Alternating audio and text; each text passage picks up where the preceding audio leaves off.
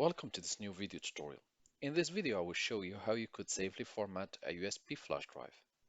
To begin, make sure to plug your USB flash drive and make sure to open this PC shortcut. Once you open the PC shortcut, check the USB flash drive which you want to format.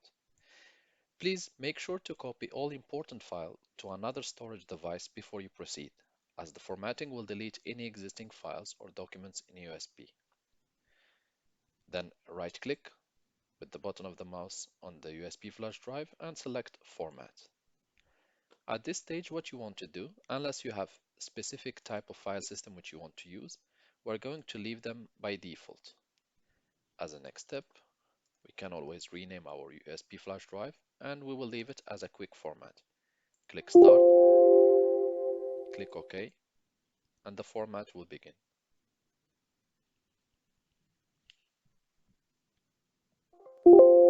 Once the format has been completed, you will see Format Complete, click OK, and click Close.